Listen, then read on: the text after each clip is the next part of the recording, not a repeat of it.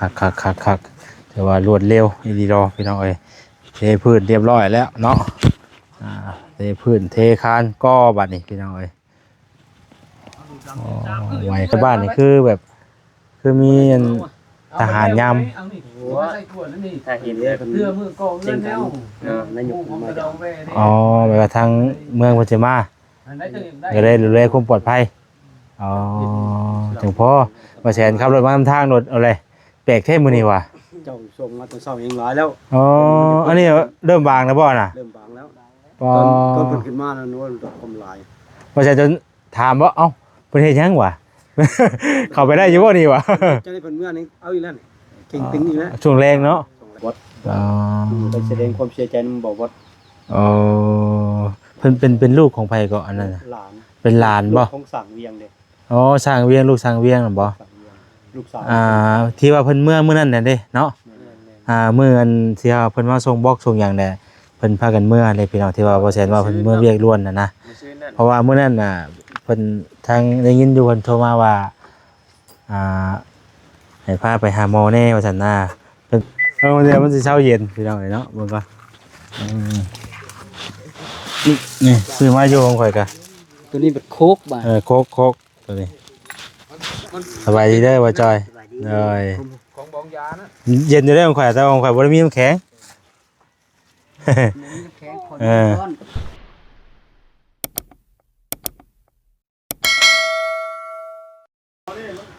พี่น้องเอ้ยกราบทักทายสบายดีเด้อสบายดีเบิดสุขุสู่คนพี่น้องเอ้ยพบพ่อกับซ่องเบาแสนอีกแล้วเนาะตอนบ่ายๆพี่น้องเอ้ยเนาะตอนนี้ก็เข้ามาทางที่ใหม่ที่ทางใหม่ของทางเบาคำลาเพิ่นมื้อนี้พี่น้องเอ้ยมามื้อนี้เนาะของนุ่มของน้ำเพิ่นป้าโตแต่ว่ารวดเร็วพี่น้องเอ้ยเนาะนี่พี่น้องเอ้ยอ๋อตัวคักแต่ว่ารวดเร็วอีดีรอพี่น้องเอ้ยเทพื้นเรียบร้อยแล้วเนาะเทพื้นเทคานก็บัดนี้พี่น้องเอ้ยไวขนาดเลยเนาะรวดเร็วพี่น้องเอ้ยต่อกับอารมณ์เรียบร้อยแล้วพี่น้องเอ้ยเนาะ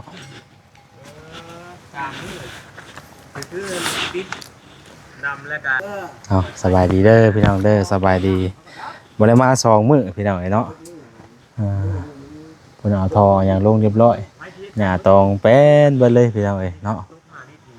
วันนี้ก็มาบ้านคำลาคือเก่ามาเบรดเบิ่งพี่น้องของน้ำของน้ำถือว่ามีความคืบหน้าไปหลายพอสมควรเนาะเพราะว่าจะเป็นเรื่องเสาแล้วก็หญ้าตองที่ว่าเพิ่นได้ซับได้เสียเมียนแปลนพี่น้องเอ้ยเนาะน้ำของน้ำก็ถือว่าใกล้แล้วจะได้ใส่แล้วพี่น้องเอ้ยเนาะพี่น้องเอ้ยไปเอาไปทักทางนั่นก่อนกำลาไปทางใดเด้เนาะกระเบ็ดมาโอ้ลมกับทางสร้างเพิ่นก่อนข้าวนึงเนาะทางสร้างเพิ่นก็กินข้าวแล้วกำลังพักผ่อนพี่น้องเอ้ยพักผ่อนมาทักทายทางนี้ก่อนเด้อเนาะสบายดีเด้อสบายดีโอ้ยสบายดีพี่น้องเอ้ยทางอ้ายสบายดีกินข้าวหากะยาโดยกำลังพักผ่อนเนาะกำลังพักผ่อนพี่น้องเอ้ยจากคนได้ออกงานได้บาดนี่เนาะโอ้คักนี่พี่น้องเอ้ยเครื่องปั่นไฟพี่น้องเอ้ยเนาะกระดองเว่เขาได้ประเพณีลาวเขาได้มันมีผ้าขาวผ้าเหล่าได้กินบุกกินมือนะครับการเขาตกเขาลูกพี่น้องเอ้ยเครื่องจักรเพิ่นนี่เนาะอุ้ย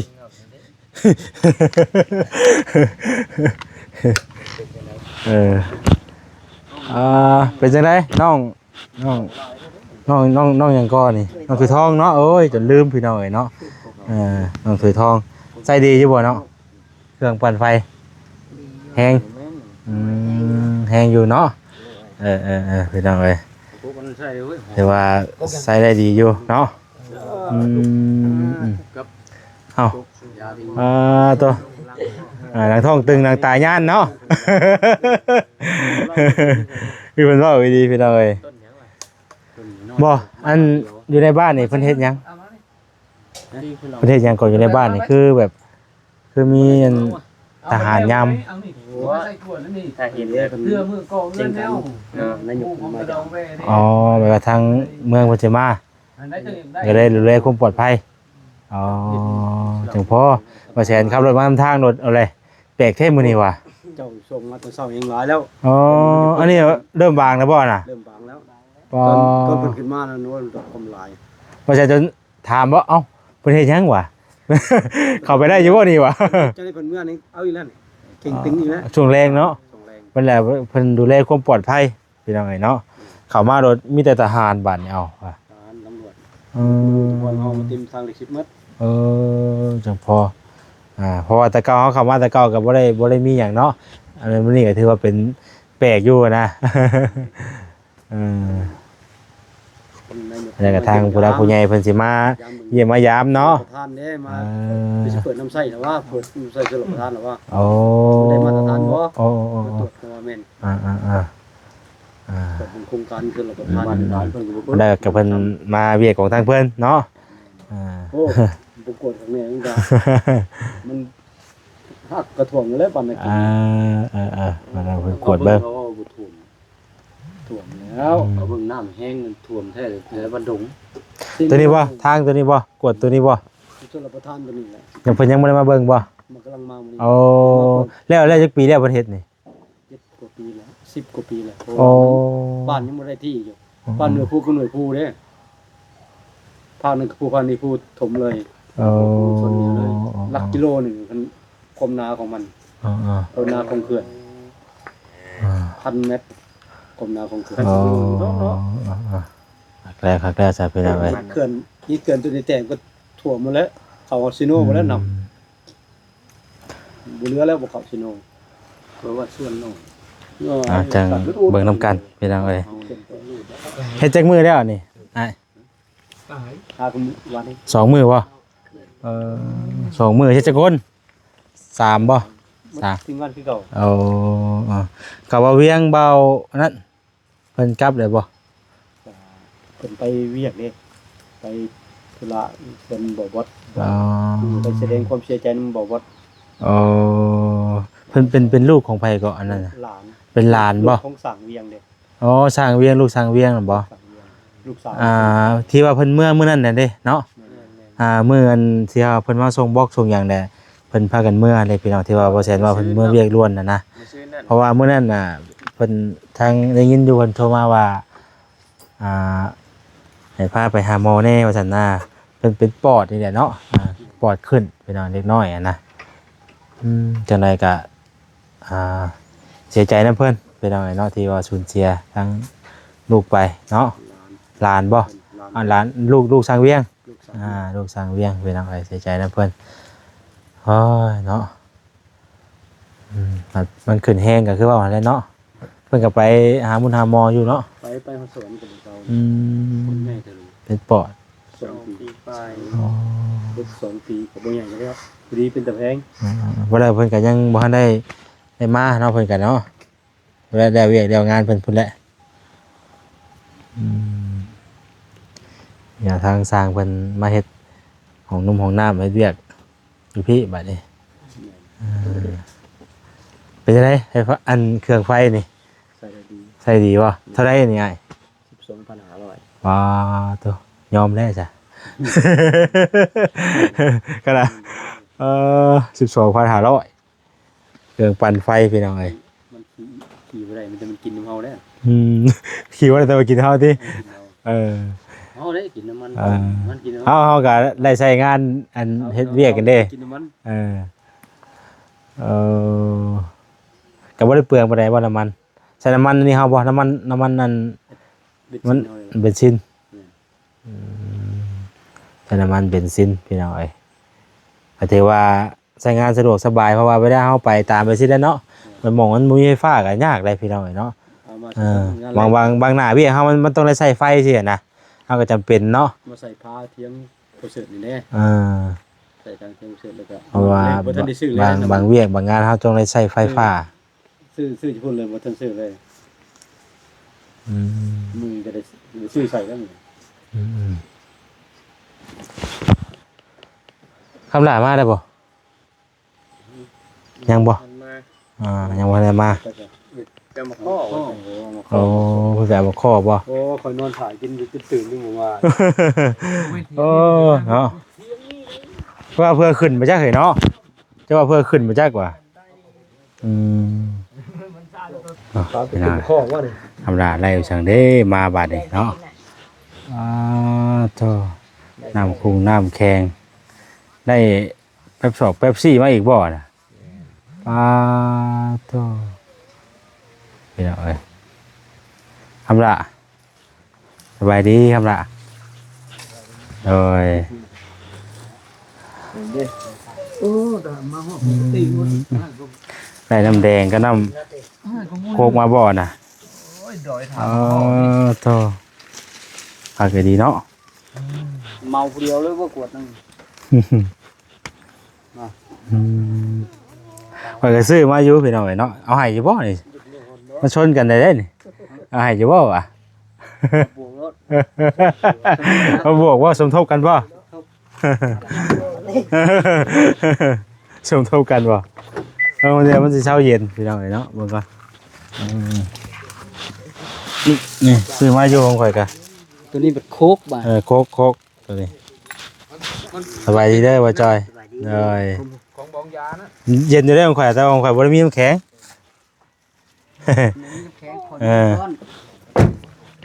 ซื้อโคกมาอยู่พี่น้องเนาะ นอนเรือแต่สีดำอย่างเดียว เดี๋ยวสิ ไม่ใช่สีดำสีดำก็ได้เนาะนี่ลุงว่าสีดำก็ได้ลุงแก้ววะ เย็นๆพี่น้องเนาะดูกันกินเด้อ แม่ก็ต้องหาเจ้า ถ้าตัวของบ่แซนซื้อมานี่กินทันก็ทันเด้ทันบ่ทันนี่เช้าเย็น กินกระทะแม่นเบิด เกี่ยวมันว่ามันนั่นได้สิมันเบิดบ่ว่าเช้าสิมันสิเช้าเย็นก่อนน่ะนะมันสิเช้าเย็นลองก่อนนึง แล้วบางคนนึง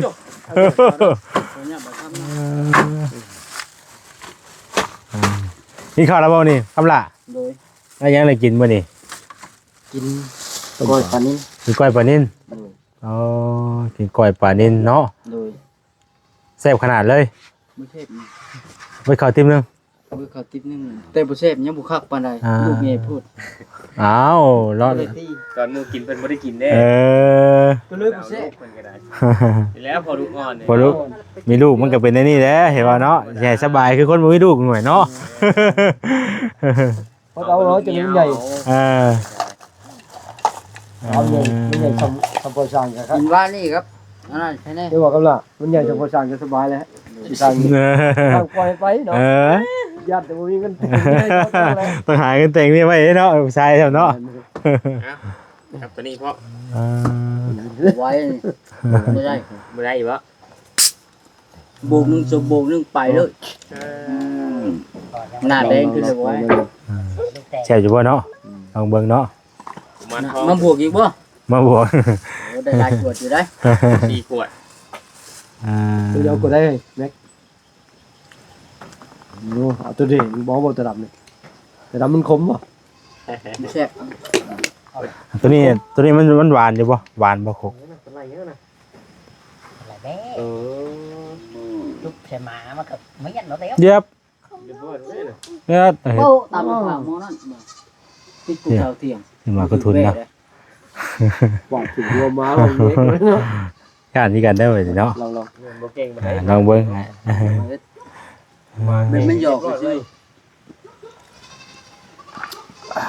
ซ่าขนาดเด้ à đấy nè เราสิไหลไปเฮ็ดแหละเพิ่นขึ้นเนาะ อะไรนี้กิน กินหมดเป็ดแล้วบ่ โอ้โห เล็กละ มัน เจ้า เบิดเราอ่ะเดี๋ยวเพื่อนเถียงก็จะหนี โอ้โหวีมันกิน แม่นลุงแก้วเอ้ยโทษคนเนาะ แม่น เอาให้ดูให้บ่ดีบ่ เอาให้บ่ดีเฮ็ดอะไร จอกบ่โลก จอกบ่ จอกบ่ เอาอยู่เพื่อนไปใช้จอบ ตัดขวดแหละตัดขวดเอา ของเขาบ่เวียง อืม หรือได้คือกันนั่นน่ะมาล่างก่อน ล่างคนแล้ว เพราะมันเป็นอะไรอยู่แล้วมันค่อยกับเพิ่นทีมมาได้ล่างรถเขาจะเอาไปทีมมันก็ได้ ขวดก็ได้ นี่จบ แต่ว่ากันนั้นอยู่เดี๋ยวเบิ่งเป็นเอาไงเนาะเดี๋ยวจะเอาขวดเปล่ามาก่อนซื้อมาให้กินน้ำพร้อมได้นี่นะ ไอ้กินอยู่บ่ข้างหลัง ฮะไปกินบ่แฟนอ่ะ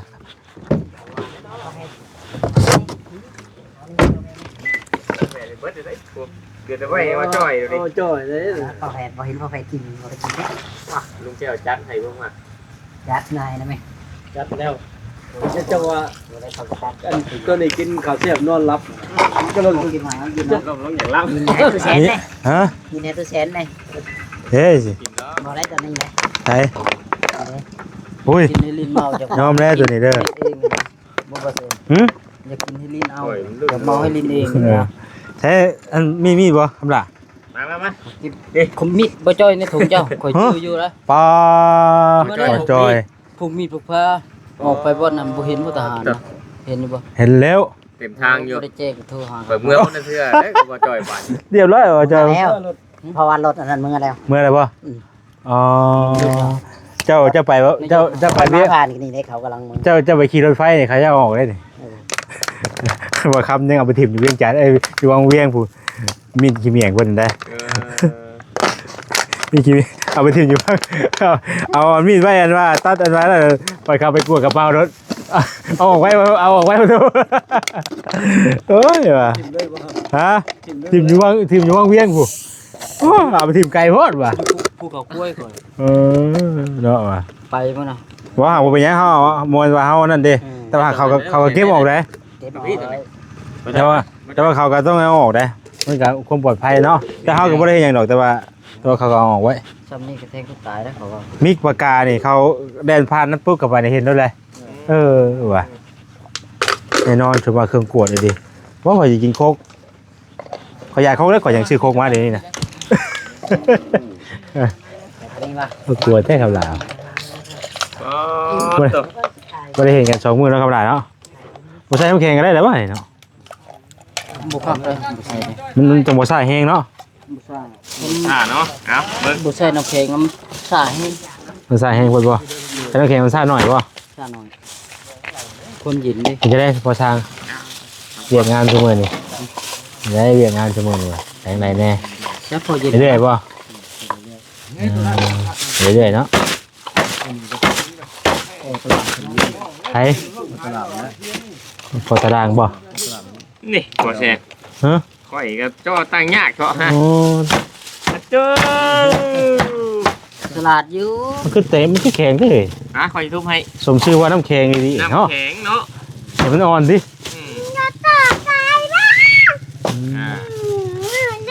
ไปอย่าให้มิดคุณให้ ให้สิฮะ โคชิมเดียว สองร้ายกินหมดอีกโอ้ย ให้พออีก เขาหน่อยกับพิษเพิ่นเอาไว้ เรากินอีกเนาะ พอผู้นำหมอลำไยมาแล้ว ลำไยก็มา สบายดี อ๋อ มาจุมาข้อโอ้คือมา ชูมาข้อ จุเป็นยัง มาข้อ ข้อเดี๋ยวยาได้เอาไว้ สู้มาข้อสู้มาข้อ ไปลอง 14พังครับคือคือว่าสุบ่ข้อเด้ โต คือไปคือ แซ่บ หวานจังหวานได้ แซ่บมาก เดี๋ยวกัน จะได้ทำให้ทำหน้างานดูว่าเขาหน้าปีนี้กำลังขึ้นบ่ คุยกันใส่จับ ว้าวปูไม่ได้ใส่มันงามกว่าแหละหรือว่ายังบ่งามนึกว่าปูไม่ใส่ก็งามโอ้ มาจ้อย ฮะ ปุ๋ยแบกกายซื้องาม ถือกันเนาะ ว้าวตัวอะไรกันมันก็คักแล้วจ้ะนะ เอาจ้ะ แบกกายไปสิก็นั่นเนาะหน้าบ้านบ่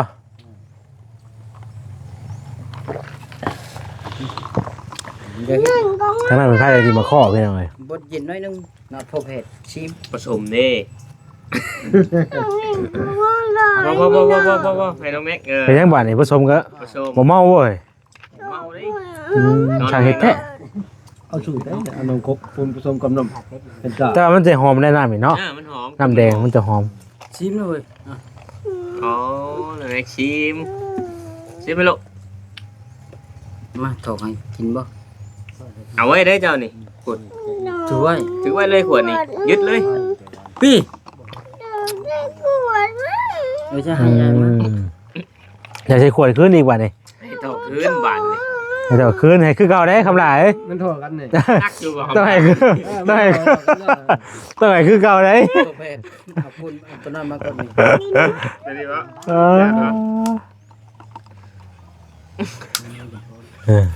มาบ้านมาหาคำหลายไม่จะกินไปหน่อยเนาะตั้งมันมากินได้จีเนาะ จังซั่นหลายเท่าไหร่ มันเหนื่อยใหญ่กว่าที่บ้าน เดี เนี่ย ยวเนาะ เท่าคืน คืนบ้านเนี่ยโอ้ย น้องแม็กสั่ง ปุ๊บไป เอาใจ เลย เพิ่นจะได้ ปุ๊บแล้วเติบเลย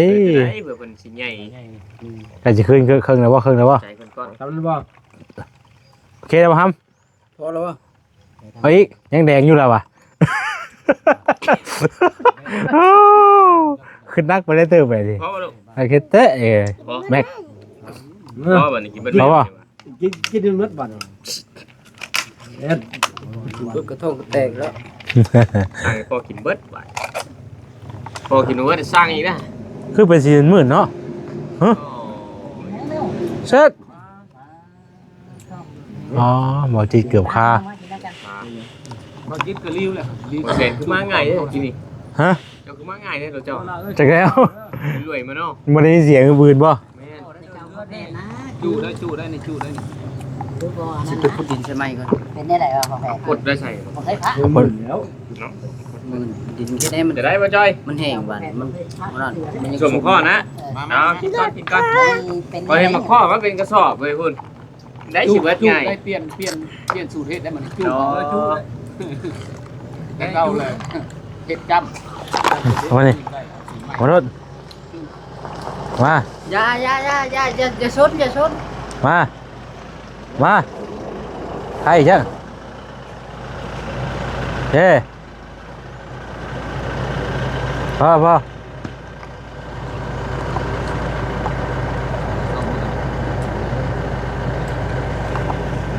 เป็นหลังเลยต้องมีกินติดต่อเนาะจะนั่นดีที่ มาแซงกับล่างมือนี่แหละมันเลือเกินนี่ดิมันแห้งหลายมือแล้วเลยล่างมือนี่ ทางบ้านเอามันแห้ง บ่เสร็จถึงเมียมานำบ่ เฮ้ย บ่จิตสิเนาะ เออ บ่ฮิตบ่จิตถึงเมียมานำ เออเนี่ยคุมได้ช่วงนี้นะโอ้ ตะคาผลิตสาวน้อยวันนี้บ่เมียมาบ่บ่จิตผลิตสาวน้อยวันนี้เมียมานำบ่นี่ โอ้ โอ้ยบ่ได้ ได้ เนี่ยคุม มา มันโอเคนะเว้ย มากินเบียร์บ่เบียร์เลย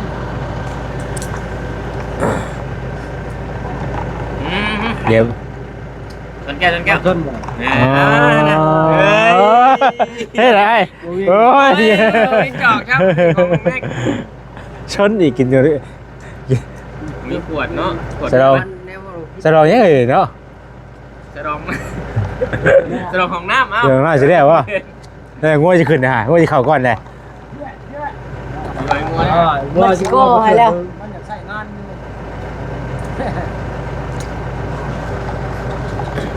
มากินจูบเข้า พ่อว่าอะไร จูบเข้า ได้จ่ายใช่ไหม ผมแม่นจำเจ็บได้ได้เนี่ยจูบได้ อ๋อปุ๊บพี่น้องเลยจูมาข้อทางนี้เนาะสบายดีวะจิต สบายดี เฮ้ยนี่ ยังนะ กูไปเฮ็ดนี่ เอายังเห็ดตายไปสิแล้วฮะ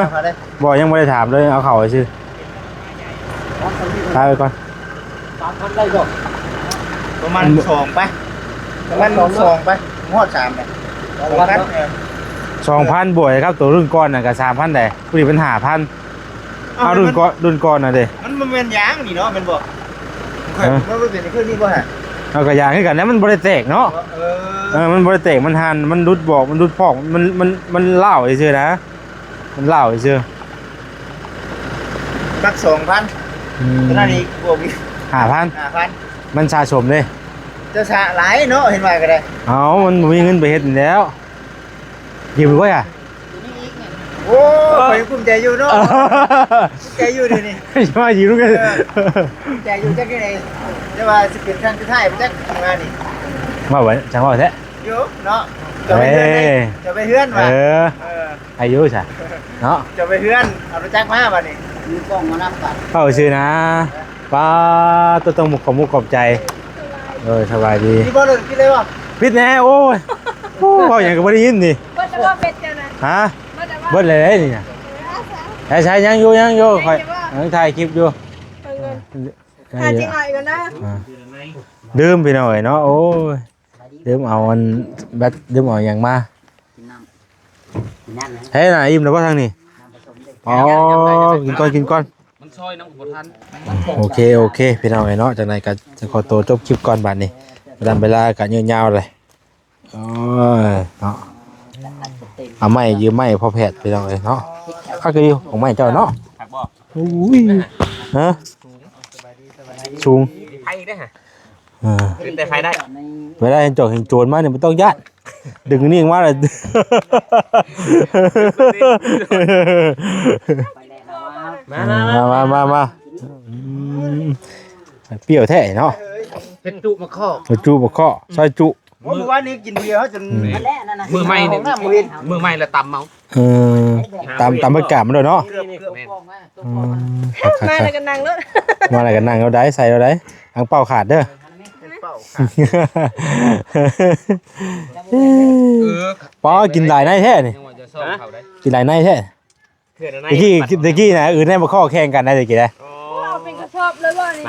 มาแข่งกับข่อยนี่ ข่อยไปบ่กล้าอื่นว่ะเนี่ยยังบ่กล้ากิน จะกินได้มาใช่ ยังอยู่ น้ำไม่น่ะ กิน นี่บ่แสนบ่กินบ่ข้อเราห้องน้ำยังบ่แล้ว สาวน้ำได้ก่อนดิ กินทางน้ำได้ว่า คักไร คัก ไว้เนาะไปเอาตัวดำล่าไปก่อนไปเอาไงเนาะติดตามในกันไหม แด